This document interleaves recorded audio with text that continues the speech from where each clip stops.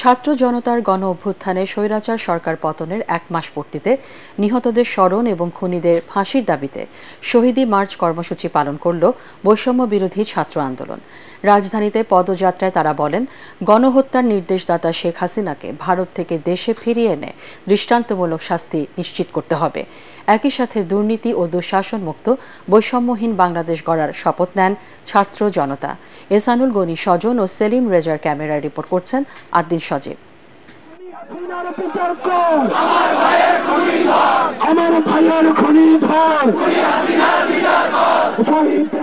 কোনো বিজয় উল্লাস নয়, ছাত্র জনতার স্লোগানেই পরিষ্কার এই শহীদ মার্চের ভাবার্থ।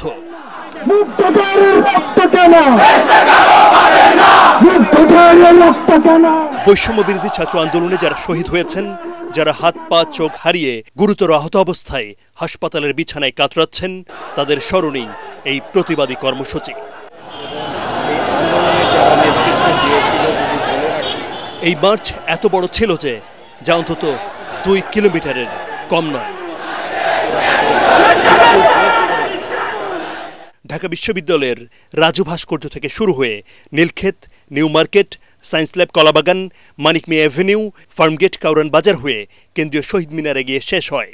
হাসিনা সহ যারা এখনো ঘুরে বেড়াচ্ছে তাদেরকে অতি দ্রুত ধরা হোক এবং আইনের আওতায় নিয়ে আসা হোক এবং দৃষ্টান্তমূলক শাস্তি প্রদান করা হোক। খুনি হাসিনার ফাঁসি চাই আমরা, আমাদের এক দাবি, আমরা ফাঁসি চাই, আমরার ফাঁসি চাই, ওর জন্য আমাদের ভাইকে জন্য মরবে।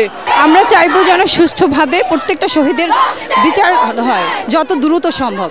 মুখে কোনো আমার ভাষা নেই, তবে অনেক ভারাক্রান্ত, অনেক কষ্ট নিয়ে শহীদ হয়েছে অনেক, তাদের স্মরণে আজকে আমরা মার্চ করছি। যারা স্বাধীন দেশে ছাত্র নাগরিকদের উপর নির্বিচারে গুলি করে হত্যাযজ্ঞ চালিয়েছে, তাদের দৃষ্টান্তমূলক বিচারের দাবি জোরালো হয়েছে। আন্দোলনে গণহত্যা চালিয়ে গণকবর দেয়া হয়েছে অনেককে, অনেক লাশ গুম হয়েছে বলে দাবি উঠেছে। এসবের সাথে জড়িতদের ছাড় দেয়া হবে না। তাকে দেশে এনে শাস্তির ব্যবস্থা করা হোক, এটাই আমাদের দাবি। অনেক রক্ত গিয়েছে, আর রক্ত আমরা দিতে পারবো না। আমরা ওর ফাঁসি চাই, আর কিচ্ছু না। ওকে দেশে নিয়ে এসে আমাদের জনগণের হাতে ছেড়ে দেওয়া উচিত। আমাদের যে শহীদ ভাই বোনেরা এখনো অসুস্থ, সুস্থ হতে পারেনি, সবার খোঁজ খবর নিয়ে সবাইকে খুব দ্রুত চিকিৎসা দিতে হবে। শহীদ মার্চে বৈষম্য বিরোধী ছাত্র আন্দোলনের সমন্বয়করা বলছেন, ক্ষমতাচ্যুত সরকারের প্রধানমন্ত্রী শেখ হাসিনাকে ভারত থেকে দেশের মাটিতে এনে দ্রুত বিচারের আওতায় আনতে হবে। দিল্লির সাথে আমাদের বন্দি বিনিময় চুক্তি আছে, সেই চুক্তি মোতাবেক আমরা চাই শেখ হাসিনাকে দেশে আনতে এবং বিচারিক প্রক্রিয়ায় তার যাতে একটা সুষ্ঠু তদন্ত সাপেক্ষে বিচার করা হয়। কেননা এটা জনগণের কাছে খুবই সুস্পষ্ট যে তিনি আসলে গণহত্যার সরাসরি হুকুমদাতা এবং গণহত্যার নির্দেশদাতা, সুতরাং তার সর্বোচ্চ শাস্তি আমরা আশা করছি। 1971 সালে কিন্তু আমরা দেশ স্বাধীন করেছি স্বাধীনভাবে বেঁচে থাকার জন্য, কিন্তু এই আওয়ামী লীগ ফ্যাসিবাদী সরকার 15 বছর থেকে তারা অন্যায়ভাবে এই দেশের মানুষের কিন্তু উপর জুলুম, নির্যাতন, অত্যাচার চালিয়েছে।